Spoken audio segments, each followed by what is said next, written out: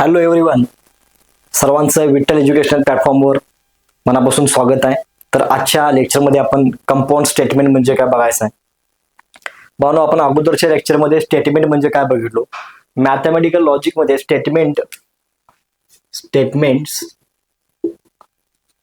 Statements are denoted म्हणजे दाखवतात, denoted by letters P Q R S so. भावनो, statement आपण PQRS न दाखवायचं हे महत्वाचं रूल लक्षात ठेवा. आतापर्यंत कसं होतं, जर एक सिंपल सेंटेन्स असेल, स्टेटमेंट असेल, तर तुम्ही ते ट्रू आहे किंवा फॉल्स आहे ते लगेच सांगू शकत होता. म्हणजे समजा फॉर एक्झाम्पल मी तुम्हाला असं म्हटलं, राम हा मुलगा आहे, तर तुम्ही ट्रू आहे किंवा फॉल्स लगेच सांगू शकता. पण समजा मी दोन वाक्य जोडलं, तर तुम्ही ते कंपाऊंड स्टेटमेंट ट्रू आहे की फॉल्स कसं सांगणार. समजा राम हा मुलगा आहे आणि सीता ही मुलगी आहे, मी आणि जोडलो, किंवा राम हा मुलगा आहे किंवा सीता ही मुलगी आहे. समजतंय का? म्हणजे भावनो, कंपाऊंड स्टेटमेंट म्हणजे काय? A statement which is formed by combining given two simple statement, given two two or more simple statement. दोन किंवा दोनपेक्षा जास्त वाक्य जर जोडले असतील तर कंपाऊंड स्टेटमेंट तयार होते. मग कंपाऊंड स्टेटमेंट बनवण्यासाठी काहीतरी जोडण्यासाठी काहीतरी लागतं ना. समजा एक वाक्य आहे आणि इथे एक वाक्य आहे, समजा हे एक सेंटेन्स आहे, हे जोडण्यासाठी दोन वाक्य जोडण्यासाठी काय तर लागतं ना. मग त्या काय तरला काय म्हणायचं? Connective word. त्याला काय म्हणायचं? Connective word. जोडणारा शब्द, कनेक्ट करतो ना, त्या दोघांना कनेक्ट करतो. ठीक आहे. मग इथे काय येऊ शकते? तर भावनो, इथे अँड येऊ शकते, ऑर येऊ शकते, इफ देन येऊ शकते. समजतं का? इफ अँड ओनली येऊ शकते, येट येऊ शकते, बट येऊ शकते, दो येऊ शकते, इनस्पाइट ऑफ येऊ शकते, ॲज वेल ॲज येऊ शकते, नॉट ओनली बट ऑल्सो येऊ शकते, मोर ओव्हर येऊ शकते. समजतंय? इक्विव्हॅलेंट येऊ शकते, इम्प्लाइज येऊ शकते, नेसेसरी येऊ शकते, नेसेसरी अँड सफिशियंट कंडिशन येऊ शकते. भरपूर, there are lots of word. भरपूर शब्द आहेत ते तिथे येऊ शकतात. तर आपण पहिला भावना आज लॉ बघायचा आहे, लॉ ऑफ कंजंक्शन. ठीक आहे. Law of conjunction. पण लॉ ऑफ कंजंक्शन म्हणजे काय? ज्यावेळेला दोन वाक्य अँड न जोडतात त्याला अँड म्हणजे भावनो कंजंक्शन. ठीक आहे. पण म्हणायला कंजंक्शन थोडंसं शब्द अवघड वाटतो, म्हणजे वेळ जातो त्याच्यामध्ये, त्यामुळे आपण अँड बनतोय. ठीक आहे. समजा एक वाक्य मी इथे तुमच्या समोर लिहितोय, Ram is a boy and Sita is a girl. हा सर. तर भावानो, इथं बघा कनेक्टिव्ह वर्ग ही दोन वाक्य कशाने जोडल्यात? अँड न. अँडच्या अगोदरच्या वाक्याला पी म्हणा, म्हणजे इथं पी काय येणार? पी येणार Ram is boy. Ram is a boy. आणि अँडच्या नंतरचं वाक्य जे आहे ना, अँडच्या नंतरचं ह्याला आपण क्यू म्हणणार. मग what is Q? Sita is a girl. Sita is a girl. म्हणजे सिम्बॉलिक फॉर्म काय ना? Therefore, the symbolic form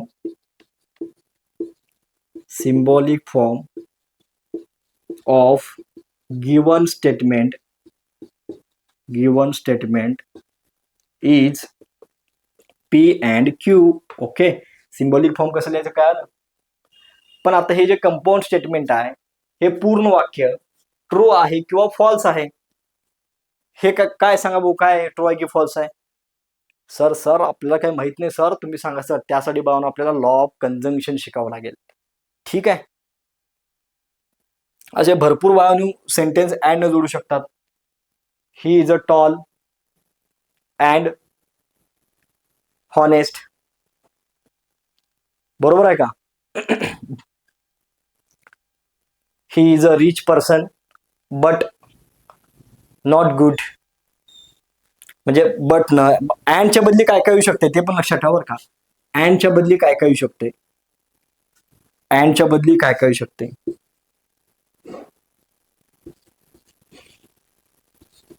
eight, but, though, more, as well as,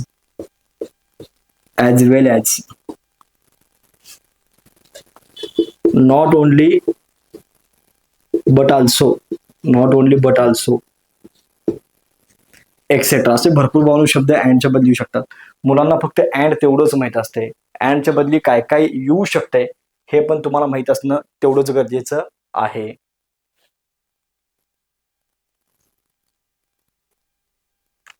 समजा मेरे बाबू? Yes sir, yes sir.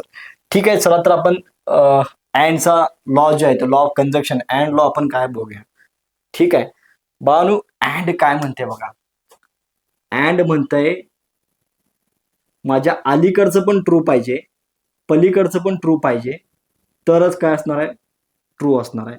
Otherwise false. Otherwise false. किती सोपा लॉ आहे बघा.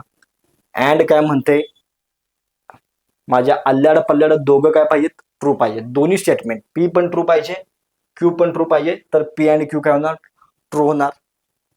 आणि अदरवाईज काय होणार आहे, फॉल्स होणार आहे. समजा की नाही समजा. The conjunction P and Q is true if both P and Q have truth values T. In other cases, it is false. Okay, ठीक आहे. तर आता याचा आपण ट्रूथ टेबल बघूया बानू. अँडचा ट्रूथ टेबल. मला सांगा, एक स्टेटमेंट असेल तर ट्रूथ व्हॅल्यू काय असतात, एक तर ते ट्रू असू शकते किंवा फॉल्स असू शकते. बरोबर ना.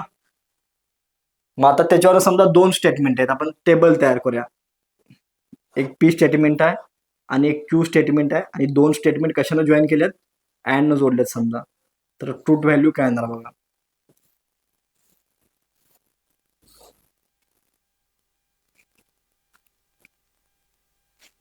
बावना असू शकते,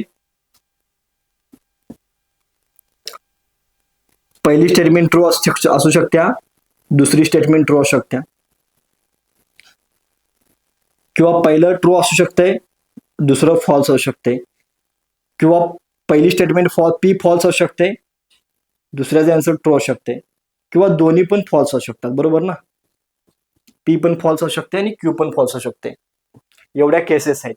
मग अँड लॉ काय सांगतोय, दोन्ही टी असेल तरच ती, दोन्ही टी असेल तरच ती. इन अदर केसेस काय होणार, ते फॉल्स होणार. ठीक आहे, हा पी अँड क्यूचा ट्रूथ टेबल आहे. Truth table for P and Q. समजतंय. मग सर हे कसं लक्षात ठेवायचं टेबल, तर टी टी एफ एफ नंतर टी एफ टी एफ. आणि अँडचा तुम्हाला नियम पाठ पाहिजे, अँडचा लॉ तुम्हाला हा पाठच पाहिजे. अँड लॉ काय तुम्हाला माहित पाहिजे, दोन्ही ट्रू असेल तरच ट्रू, दोन्ही ट्रू असेल तरच ट्रू. ठीक आहे, अँड समजलं सर्वांना.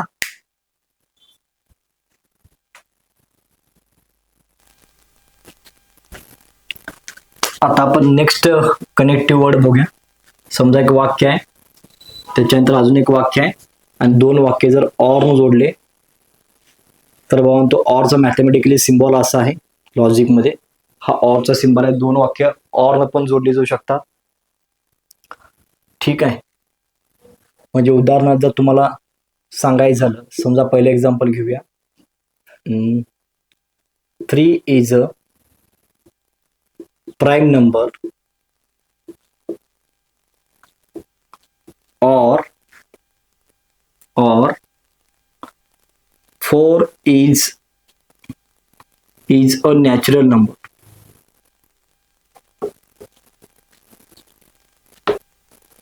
समजतंय का बघा. आता इथे दोन वाक्य कशाने जोडल्यात, ऑर न जोडल्यात. बोला बोला बोला लवकर. ह्याला काय म्हणायचं, पी म्हणायचं सर, ह्याला काय म्हणायचं, क्यू म्हणायचं. Okay sir. मग सिम्बॉलिक फॉर्म काय ना, therefore the symbolic form of given statement is P or Q. कशाने जोडल्यात, ऑर जोडल्यात ना. कनेक्टिव्ह वर्ड काय, ऑर आहे. सेकंड एक्झाम्पल घेतो मी. समजा 4 into 3 is equal to 12 or 6 minus 2 is equal to 1. Sir तुम्हाला वजाबाकी येते का नाही हो सर? क्या है वह, कुछ तो है. मग हे पी कुणाला म्हणणार सर, ऑरच्या अगोदरचं वाक्य त्याला पी म्हणणार. Okay, late P 4 × 3 = 12. क्यू काय येणार ऑरच्या नंतरचं वाक्य, क्यू काय येणार 6 - 2 = 1. ओके, आणि सिम्बॉलिक फॉर्म काय येणार, symbolic form of given statement is P or Q, कारण का ऑर जोडलेत. मग ऑरच्या बदली कुठले कुठले शब्द येऊ शकतात, ऑरच्या बदली आयदर ऑर येऊ शकते, त्याच्यानंतर ऍटलिस्ट वन ऑफ, किंवा असू शकते वन ऑफ, टिंबा ऑर बोथ, अदरवाईज, असे भरपूर शब्द आहेत बाळांनो. पण आता मी तुम्हाला प्रश्न विचारला, हे जे वाक्य आहे, कोणतं वाक्य, हे पूर्ण जे स्टेटमेंट आहे, हे ट्रू आहे की फॉल्स आहे, सांगा म्हटलं तर मी काय सांगणार, ट्रू सांगणार की फॉल्स सांगणार. काय जर म्हणणार सर दोन्ही पैकी कुठलं तर एक आहे, असं उत्तर नाही द्यायचं, आय वॉन्ट एक्झॅक्ट आन्सर. तर त्यासाठी बाळांनो तुम्हाला काय पाहिजे, लॉ ऑफ डिसजंक्शन, म्हणजे ऑरचा लॉ तुम्हाला माहित पाहिजे. ऑरचा लॉ बघा, ऑरचा लॉ काय सांगते बघा, हे ऑर बाळांनो, ऑर मध्ये कसं आहे, ह्या दोन्ही वाक्यांपैकी कुठलं पण एक वाक्य ट्रू असेल तर बास आहे आपल्याला. ह्या दोन्ही वाक्यांपैकी कुठलंही एक वाक्य ट्रू असेल तर ट्रू असणार आहे. जसं अँडला काय होतं, अँडला कंपल्सरी दोन्ही वाक्य काय पाहिजेत, ट्रू पाहिजेत तरच ट्रू. पण ऑरला तसं नाही आहे, कुठले पण एक ट्रू असेल की दॅट्स इट. ऑरच्या जास्त अपेक्षा नसतात, अँडच्या खूप अपेक्षा असतात, पण ऑरच्या जास्त अपेक्षा नाही आहे. मग ऑर काय सांगते, जर दोन्ही फॉल्स असेल तरच फॉल्स असणार. आता काही जण म्हणतील की सर तुम्ही ते हे कसलं चिन्ह काढलेलं, काय म्हणायचं, इक्विव्हॅलेंट टू म्हणायचं. इक्वल टू आणि इक्विव्हॅलेंट टू मध्ये थोडासा फरक आहे. ज्यावेळेला एक्झॅक्टली सेम असते त्यावेळेला इक्वल टू असतो, इक्वल टू घेतोय आपण, आणि अशी केस ज्यावेळेला नसते त्यावेळेला इक्विव्हॅलेंट टू म्हणतोय आपण. कारण काही वेळेला तुम्हाला पुढे समजेल, मी एक्झॅक्टली तुम्हाला डिफरन्स सांगेल की कधी इक्वल टू वापरायचं आणि कधी इक्विव्हॅलेंट टू वापरायचं. कसं होते काही वेळेला असं होते, समजा P implies Q and R, आणि समजा P or Q and S, ह्या दोघांचं ट्रूथ व्हॅल्यू सेम येते. समजा कधी काही एक्झाम्पल तुम्हाला असं दिसेल की त्यांचे लास्ट कॉलम जे आहेत ट्रूथ व्हॅल्यूचा ते सेम दिसेल, पण तिथं स्टेटमेंट वेगवेगळे असतात. स्टेटमेंट पी क्यू जे आहेत ते वेगवेगळे असतात, पी क्यू आर एस वगैरे. ठीक आहे, त्यामुळं इक्वल टू कधी वापरायचं आणि इक्वॅलिटी कधी वापरायचं तुम्हाला एक्झॅक्टली नंतर तुम्हाला डिफरन्स समजेल. लॉजिक मध्ये लक्षात ठेवायचं, इक्वल टू यूज करायचं नाही, इक्विव्हॅलेंट टू यूज करायचं. बोला, ऑर लॉ काय सांगतोय, लॉ ऑफ डिसजंक्शन काय सांगतोय, पी पण फॉल्स असेल, क्यू पण फॉल्स असेल तरच फॉल्स. मग आता याचा आपण ट्रूथ टेबल काढूया का, ठीक आहे, इथं आपण ट्रूथ टेबल काढूया. P Q, P or Q, कसं लक्षात ठेवायचं, वंदू याडू मुरू नाकू, T T F F, T T F F. आता दोन स्टेटमेंट आहेत, फॉर्म्युला काय असतो माहिती आहे का, नंबर ऑफ आउटपुटचा 2n असतो. मग आता इथं 2 आहेत, 2 म्हणजे 4, म्हणजे 4 व्हॅल्यू आहेत का, 1 2 3 4. समजा 3 स्टेटमेंट असतील तर 2 होणार, किती होणार मग 8 होणार. मग आता इथे मी काय केलं, 4 मधलं 2 टी घेतलं, 2 एफ घेतलं. समजा जर 3 स्टेटमेंट असतील तर त्याच्यामध्ये मला सांगा नंबर ऑफ आउटपुट्स किती किती असणार आहेत, 8 असणार आहेत. मग ते 8 मधले 4 ट्रू घ्यायचं, 4 फॉल्स घ्यायचं. नंतरच्या वेळेला 2 ट्रू घ्यायचं, 2 फॉल्स घ्यायचं. समजा 4 स्टेटमेंट असतील तर 2 किती होणार 16. असं 1 2 3 4 असं तुम्हाला 16चं टेबल बनावं लागेल. त्या 16 मधले 8 ट्रू घ्यायचं, 8 फॉल्स घ्यायचं. नंतर 4 ट्रू 4 फॉल्स, नंतर 2 ट्रू 2 फॉल्स, एकदा ट्रू एकदा फॉल्स, असा कार्यक्रम करायचा. ठीक आहे, आता 2 वेळा टी घेतलं, 2 वेळा एफ, एकदा टी एकदा एफ, एकदा टी एकदा एफ. मग ऑर काय म्हणते, दोन्ही एफ असेल तरच एफ, बाकी सगळ्या केसेसमध्ये काय असणार आहे, टी असणार आहे, अदरवाईज टी. म्हणजेच काय बघा, कुठलं पण दोघांपैकी कुठलं पण एक जरी ट्रू असेल तर उत्तर ट्रू येते, दोन्ही फॉल्स असेल तरच फॉल्स येते. हा ऑर सोलो आहे. सर्वांना समजलं का बघा ऑरचा नियम. ऑर मध्ये काय डाऊट आहे, ठीक आहे भावानो. ऑरलाच काय म्हणतात आपण, त्याला लॉ ऑफ डिसजंक्शन म्हणतोय. ऑरला काय म्हणतोय आपण, डिसजंक्शन. जसं अँडला काय म्हणतोय, कंजंक्शन. ज्या कंपाऊंड स्टेटमेंटमध्ये अँड वापरलेलं असते त्या कंपाऊंड स्टेटमेंट आपण कंजंक्शन म्हणतोय. ज्या कंपाऊंड स्टेटमेंटमध्ये ऑर वापरलेलं असतं त्याला आपण डिसजंक्शन म्हणतोय. ठीक आहे, पण अँड ऑर म्हणायला सोपं आहे त्यामुळे आपण अँड ऑरच म्हणायचं आहे. डनजी. ओके.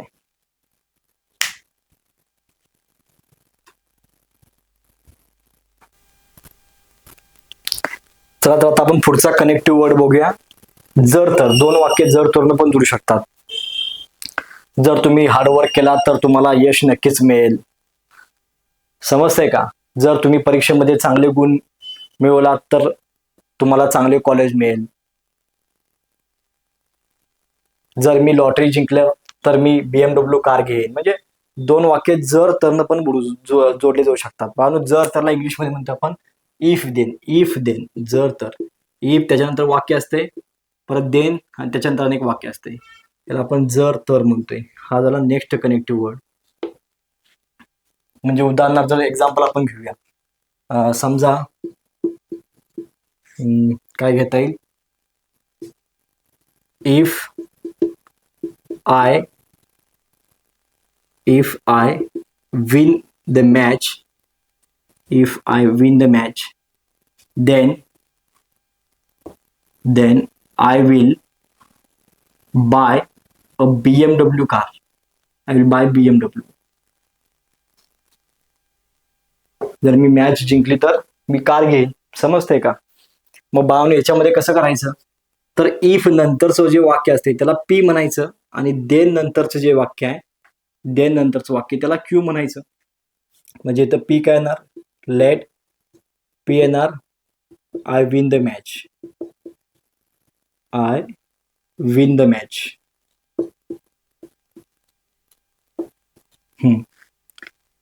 क्यू काय येणार, I will buy a BMW car.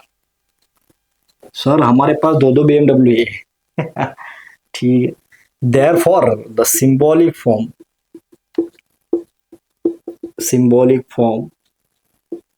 of given statement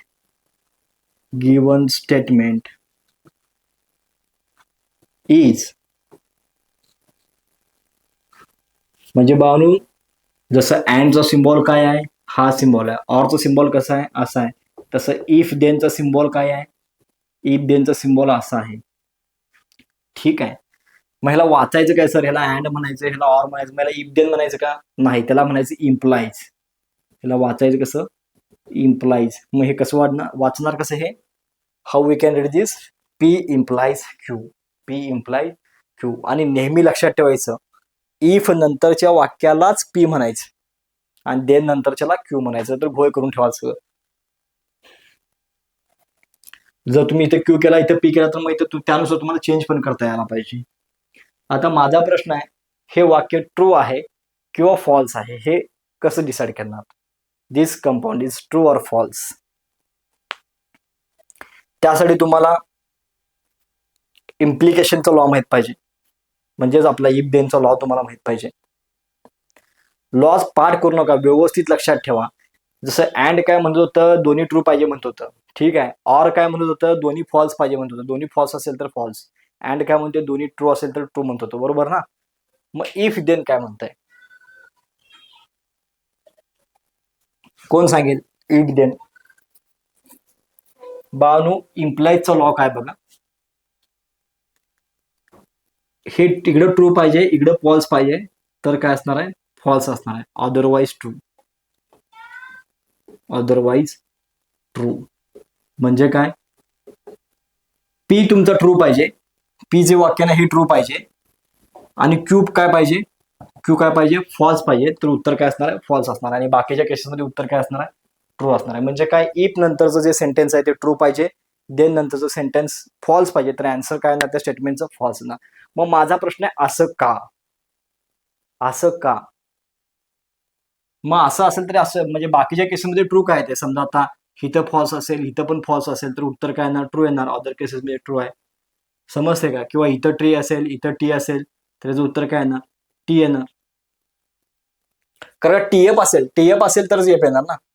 मग हे का, असं का म्हणतो मी, एफ एफ दोन्ही हे पण फॉल्स असेल, हे पण फॉल्स असेल, तरी पण हे स्टेटमेंट ट्रू कसं काय होईल, कोण सांगेल याच्या मागचं लॉजिक. भावानो कोण सांगेल? बघा मी काय म्हणतोय, समजा फॉर एक्झाम्पल नेक्स्ट सेंटेन्स घेतो मी. If if 3 into 2 is equal to 9, then 4 into 4 is equal to 10. Sir जी क्या बता रहे हैं सर जी, आपको मैथमेटिक्स सही से पढ़ाना नहीं आता सर. 4 चौक 16 पाहिजे सर, 3 दुनी 6 पाहिजे, तुम्ही 9 कसं केलेलं आहे सर? थोडं समजावून घ्या. आता तुम्हाला माहिती आहे, आता इफ नंतरच्या तुम्ही ह्याला पी म्हणणार, ह्याला क्यू म्हणणार, ह्याचा सिम्बॉलिक फॉर्म काय येणार? इफ देन वापरला म्हणजे पी इम्प्लाइज क्यू. मग हे पूर्ण वाक्य मला सांगा ट्रू आहे किंवा फॉल्स आहे. माझं तुम्ही म्हणणार असं 3 दुनी 6 पाहिजे, हे चुकीचं, हे फॉल्स आहे, हे पण फॉल्स आहे. मग फॉल्स असेल तर टोटल जे सेंटेन्स आहे कंपोनेंट ते फॉल्स नाही. देक फॉल्स असेल तरी पण ट्रू. मग मी म्हणतोय असं का? हे पण चुकीचं राव, हे पण चुकीचं राव, आणि उत्तर बरोबर आहे, असं कसं होईल सांगा? ऐसा कैसा हो सकता है मेरे भाईजान? तर ऐका व्यवस्थित. बाळांनो, समजा मी तुम्हाला एक प्रॉमिस केलं की जर तुम्ही परीक्षेमध्ये, जेई परीक्षेमध्ये 1 नंबर जर आला तर मी तुम्हाला BMW देईन, बरोबर? मग समजा तुमचं इथे येणार, जर तुम्ही परीक्षेमध्ये, जेई परीक्षेमध्ये 1 नंबर आला तर हे तुमचं पी येणार, आणि तर मी तुम्हाला काय देईन? BMW घेऊन. समजा तुमचा जेई परीक्षेमध्ये पहिला नंबर आला नाही, म्हणजे तुमचं काय होणार? पी फॉल्स होणार. पी काय होणार? फॉल्स होणार. ठीक आहे. मग क्यूचा काय संबंधच नाही आहे हो. पूर्ण तुमचं स्टेटमेंट ट्रूच होणार ना. तुमचा क्यू ट्रू असून दे किंवा फॉल्स असून दे. समजा तुमचा जेई मध्ये पहिला नंबर आला नाही तर मी तुम्हाला समजा गाडी दिलो का आणि गाडी नाही दिलो, मी गाडी कधी देणार आहे तुम्हाला? BMW कार, जर जेई मध्ये पहिला नंबर आला तर. आता तुमचा जेई मध्ये पहिला नंबर आला नाही, मग आता मी तुम्हाला BMW देणार का? BMW देणार नाही. पण मी सांगा, मी प्रॉमिस माझं खोटे केलंय का? मी माझं प्रॉमिस मोडलंय का? मी प्रॉमिस मोडलेलं नाही. म्हणून बाळांनो, तुमचं जरी जेई मध्ये नंबर आला नाही, ओके, म्हणजे तुमचं जे फॉल्स झालं आणि तुम्हाला गाडी द्यायचं आहे, हे जर ट्रू असलं तरी पण बाळांनो हे ट्रूच येणार आहे. समजते का? किंवा समजा तुमचा जेई मध्ये नंबर आला नाही, म्हणजे फॉल्स झाला, तुम्ही, मी तुम्हाला गाडी दिलो नाही, ते पण फॉल्स झालं, मग तरी पण उत्तर काय येणार आहे? ट्रूच येणार आहे. का? तर मी माझं प्रॉमिस मोडलंय का? नाही. म्हणजे बाळांनो, जर इफ नंतरचं वाक्य जर चुकीचं असेल, कारण ह्याचा सगळा कार्यक्रम पी वरती अवलंबून आहे. क्यू कुणावरती अवलंबून आहे? पी वरती. जर पीच तुमचा फॉल्स असेल तर ओव्हरऑल स्टेटमेंट तुमचं काय होणार आहे? ट्रूच होणार आहे. समजते का? हा, समजा असं झालं, समजा पी म्हणजे काय तुम्ही समजले, तुम्ही परीक्षेमध्ये पहिला नंबर, ठीक आहे, पहिला नंबर. क्यू काय सांगितले मी तुम्हाला? BMW कार देणार. काय म्हणणार? सर BMW राहून सर, नुसतं ऐकून द्या बा सर, पबजी करायला बरोबर. समजा आता तुम्ही धरून चला की तुमचं हे ट्रू आहे, म्हणजे तुम्ही परीक्षेमध्ये पहिला नंबर काढला असा, जेई परीक्षेमध्ये तुम्ही काय केला असा? पहिला नंबर काढला असा, म्हणजे इथं तुमचं ट्रू आलं. आता समजा मी BMW द्यायला पाहिजे तुम्हाला, मी प्रॉमिस दिलं, समजा मी BMW तुम्हाला दिलो नाही, म्हणजे दिलो तर मी हे दिलो तर ट्रू येणार, दिलो नाही तर काय होणार आहे? हे फॉल्स. हा, मग मला सांगा, मी आता गडबड केलं ना, कारण तुमचा पहिला नंबर आलाय म्हटल्यानंतर मी तुम्हाला BMW द्यायला पाहिजे होतो, पण मी आता इथं प्रॉमिस मोडलं. म्हणजे काय? फॉल्स. समजते का? म्हणजे बाळांनो, हे समजलं का? बघा तुम्हाला, टी इम्प्लाइज एफच का एफ येते? T implies F is equivalent to F काय येते हे समजलं का? ठीक आहे. चला तर मग आपण इथं ट्रूथ टेबल बघूया. ओके, ट्रूथ टेबल इथं बघूया. P Q, P implies Q, 1 2 3, T T, F F, एकदा टी एकदा एफ, एकदा टी एकदा एफ. सांगा इम्प्लायचा नियम काय सांगतोय? काय सांगतोय बघा, जिकडं बाणाचं टोक नाही तिकडं टी पाहिजे, आणि जिकडं बाणाचं टोक आहे, जिकडं बाणाचं टोक आहे तिकडे एफ पाहिजे. तर उत्तर काय असतं? एफ. म्हणजे टीएफ असेल तर एफ, टीएफ असेल तर एफ, बाकीच्या केसेसमध्ये काय असणार आहे? टी असणार आहे. हा समजते का? नेहमी लक्षात ठेवा, जिकडं बाणाचं टोक आहे तिकडे एफ पाहिजे, आणि जिकडं बाणाचं टोक नाही तिकडे टी पाहिजे. तर उत्तर काय असतं? एफ. हा लॉ ऑफ इम्प्लिकेशन आहे, इम्प्लिकेशनचा लॉ आहे. त्यालाच कंडिशनल लॉ म्हणतात बघा. ठीक आहे, ह्याचीच नावं काय काय बघा, इम्प्लिकेशन, कंडिशनल लॉ, ह्यालाच म्हणतात. आणि हे चिन्ह वाचायचं कसं? हे पी इम्प्लाइज क्यू. आता मला सांगा, इफ देनच्या ऐवजी काय काय येऊ शकतं? तर मी तर साईडला लिहितोय बघा, इफ देनच्या ऐवजी काय येऊ शकतं? इफ पी देन क्यू असं येऊ शकतं. P only if Q, only if येऊ शकतं, ओनली इफ येऊ शकतं. त्याच्यानंतर P is sufficient, sufficient for Q असं येऊ शकतं. Q, Q whenever P, Q whenever P येऊ शकतं. Q is necessary, necessary for P. The sufficient condition for Q, the sufficient condition for Q is P. P implies Q, P implies Q.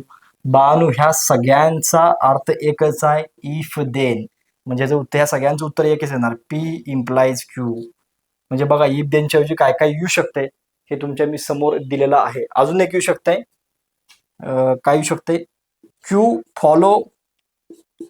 Follows from P.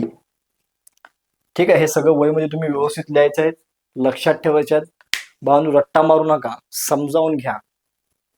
ठीक आहे, okay.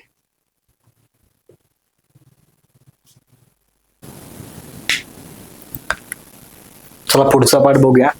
बानू दोन वाक्य if and only if पण जोडली जाऊ शकतात. म्हणजे काय? समजा एक वाक्य असणार मध्ये इफ अँड ओनली इफ, त्याच्यानंतर अजून एक वाक्य असणार. म्हणजे उदाहरणार्थ सांगायचं झालं तर, तुम्ही कोडे सोडवू शकाल केवळ तेव्हा आणि तेव्हाच जर तुम्हाला योग्य सूत्र माहित असेल तर. म्हणजे बघा, you can solve this puzzle if and only if you know the correct formula.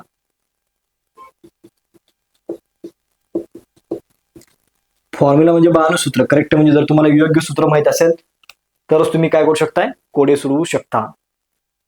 मग याच्यामध्ये कसं असतं, इफ अँड ओनली इफच्या अगोदरचं जे वाक्य आहे, आता हे इफ अँड ओनली इफ हा कनेक्टिव्ह वर्ड आहे, ह्याच्या अगोदर जे असते त्याला पी म्हणायचं आणि नंतरच्या वाक्याला क्यू म्हणायचं. आणि याचा जो सिम्बॉलिक फॉर्म आहे, सिम्बॉलिक फॉर्म तो बानो असा असतो, पी इक्विव्हॅलेन्स क्यू. हे कसं वाचायचं? ह्याला दोन्हीकडे बाणाचं टोक आहे, वाचायचं कसं? P equivalence, P equivalence Q. ठीक आहे, आता ह्यालाच आपण बाय कंडिशनल म्हणतोय किंवा डबल इम्प्लिकेशन म्हणतोय. ठीक आहे, दोन्हीकडे आहे ना. मग आता हे कंपाऊंड स्टेटमेंट ट्रू आहे किंवा नाही हे कसं सांगणार? तर त्यासाठी तुम्हाला लॉ ऑफ डबल इम्प्लिकेशन माहित पाहिजे किंवा बाय कंडिशनल. कोण सांगेल लॉ ऑफ बाय कंडिशनल काय? Law of double implication.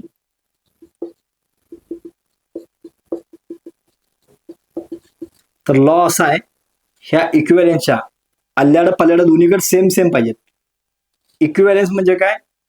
Both thing should be same, म्हणजे दोन्ही सेम सेम पाहिजेत. म्हणजे काय? टी तर पाहिजेत किंवा एफ तर पाहिजेत. तर याचं उत्तर काय येणार? टी येणार.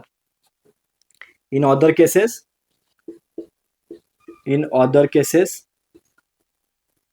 एफ. म्हणजे बघा, ट्रूथ व्हॅल्यू बघा, ट्रूथ टेबल बघूया आपण. P Q P equivalence Q. तर टेबल कसं तयार करायचं सर्वांना लक्षात आलं असणार आहे. T T F F T F T F. हा, आता मला सांगा बाय कंडिशनल लॉ काय सांगते, दोन्ही टी असेल तरी टी आणि दोन्ही एफ असेल तरी टी. दोन्ही टी कुठे आहे बघा, तरी टी. दोन्ही एफ असेल तरी टी, अदरवाइज फॉल्स. ठीक आहे. मग माझा प्रश्न आहे, सर असं का बरं सर, जर पी पण फॉल्स असेल क्यू पण फॉल्स असेल तर उत्तर कसं काय देऊ सर? हा, पहिलं ठीक आहे सर, पहिलं पण बरोबर आहे, दुसरं पण बरोबर आहे, म्हणजे पूर्ण सेंटेन्स तुमचं काय असणार आहे, बरोबर असणार आहे, उसमें कुछ बात ही नाही. पण सरजी आम्हाला हे सांगा सर, पहिलं वाक्य चुकीचं आहे, दुसरं वाक्य चुकीचं आहे, जर दोन चुकीची वाक्य इफ अँड ओनलीने इफ जोडले असतील तर येणार जे वाक्य आहे ते ट्रू कसं काय येतंय? बघा फॉर एक्झाम्पल, आता तुमच्या समोर जे एक्झाम्पल आहे त्याच्यावर मी क्लिअर करतो. मला सांगा तुम्ही पझल कधी सोडवू शकताय जर तुम्हाला करेक्ट फॉर्म्युला माहित असेल तर. समजा तुम्ही पझल सोडवलात, ह्याचा अर्थ काय, तुम्हाला करेक्ट फॉर्म्युला माहित होता म्हणून तुम्ही पझल सोडवलास, म्हणजे काय, हे पण ट्रू आहे, हे पण ट्रू आहे, उत्तर ट्रू येणार. पण समजा तुम्ही पझल सोडवला नाही म्हणजे हे फॉल्स झालं. ठीक आहे, म्हणजे तुम्हाला करेक्ट फॉर्म्युला येत नाही म्हणजे हे पण फॉल्स झालं. मग उत्तर कसं काय ट्रू सर? मी म्हटलेलं चुकीचं आहे का बघा, मी म्हटलेलं चुकीचं नाही आहे. जर तुम्हाला योग्य फॉर्म्युला माहित असेल तर तुम्ही पझल सोडवू शकता. आता तुम्हाला पझल सोडवता आलेले नाही आहे, ह्याचा अर्थ तुम्हाला सूत्र पाठांतर नाही आहे, योग्य सूत्र माहित नाही आहे म्हणून तुम्हाला पझल सोडवता आलेलं नाही. पण मी म्हटलेलं चुकीचं आहे का? मी असं तुम्हाला म्हटलंय काय, जर तुम्हाला सूत्र योग्य माहित नसेल तरी पण तुम्ही पझल सोडवू शकता. आता तुम्हाला सूत्र योग्य माहित नाही त्यामुळे तुम्हाला पझल सोडवता आलेलं नाही. पण ओव्हरऑल मी म्हटलं बरोबरच आहे ना, जर तुम्हाला योग्य सूत्र माहित असेल तर तुम्ही पझल सॉल्व्ह करू शकताय. तुम्ही पझल केव्हा सॉल्व्ह करू शकताय, तेव्हाच ज्या वेळेला तुम्हाला योग्य सूत्र माहिती आहे. मी म्हटलेलं कुठे चुकीचं आहे, म्हणजे पूर्ण सेंटेन्स त्यामुळे हे काय होणार आहे, ट्रू होणार आहे. जरी तुम्हाला पझल सुटलं नाही किंवा जरी तुम्हाला सूत्र येत नसेल तरी पण मी म्हटलेलं जे स्टेटमेंट आहे ते बरोबरच आहे ना. जर तुम्हाला योग्य सूत्र माहित असेल तेव्हाच तुम्ही काय करणार आहे, पझल सॉल्व्ह करू शकणार आहे. त्यामुळे बाळांनो एफ एफ असेल तरी पण काय असते, टी असते. बाळांनो मी आता थोडक्यात काय करतोय बघा, इफ अँड ओनलीच्या इफच्या बदली काय काय येऊ शकतं बाळांनो, if and only if, if and only if च्या बदली काय काय येऊ शकते. तर असं येऊ शकतंय, P implies Q and Q implies P. त्याच्यानंतर असं येऊ शकते, P implies and implied by Q. किंवा अजून काय येऊ शकतंय, P is necessary and sufficient for Q. किंवा सेम असू शकते, Q is necessary and sufficient for P. किंवा अजून असू शकते, P I double F Q. ह्याचा पण अर्थ बावनो आय आणि डबल एफ आलं तर त्याचा पण अर्थ काय असतोय, if and only if. Okay. किंवा अजून काय येऊ शकते, P is equivalent to Q. बावनो सगळे तुम्हाला फ्रेजेस, लेटर्स, वर्ड्स, जे काय फ्रेजेस, वर्ड्स वगैरे जे आहेत इफ अँड ओनली इफच्या बदली घेणार आहे ते सगळे तुम्हाला माहित पाहिजे. ह्या सगळ्यांचा अर्थ एकच होतोय, पी इक्विव्हॅलेन्स क्यू. ठीक आहे. मी पुन्हा एकदा बघा थोडक्यात रिव्हिजन घेतोय. पहिला बघितलं आपण अँड, कनेक्टिव्ह वर्ड अँड, त्याचा सिम्बॉल काय असा आहे आणि अँडचा नियम काय सांगतोय, दोन्ही ट्रू असेल तरच ट्रू. त्याच्यानंतर ऑरचा सिम्बॉल असा आहे. ऑरचा नियम काय सांगतोय, आल्याड पल्ल्याड एफ पाहिजे तरच एफ, दोन्ही फॉल्स पाहिजे तरच फॉल्स. त्याच्यानंतर इफ देन म्हणतोय आपण, त्याला आपण कंडिशनल लॉ म्हणतोय. त्याचा सिम्बॉल काय बघा, असं सिम्बॉल आहे. तो नियम काय पाहिजे, पी ट्रू पाहिजे, टी एफ असेल तर एफ, इथं अदरवाईज काय असणार आहे, इथं अदरवाईज फॉल्स, इथं अदरवाईज काय असणार आहे, टी असणार आहे, इथं अदरवाईज काय असणार आहे, टी असणार आहे. त्याच्यानंतर इफ अँड ओनली इफचा काय सांगतोय, if and only if, if and only if. Symbol कसा आहे, दोन्हीकडे बाणाचं टोक आहे. टी टी असेल तरी टी आणि एफ एफ असेल तरी टी, अदरवाईज काय असणार आहे, फॉल्स. पुन्हा एकदा नियम सांगतो मी. अँड सांगते दोन्ही टी असेल तरच टी, ऑर सांगते दोन्ही एफ असेल तरच एफ, इम्प्लायज सांगते टी एफ असेल तरी एफ, आणि इक्विव्हॅलन्स काय सांगते टी टी असेल तरी टी आणि एफ एफ असेल तरी टी.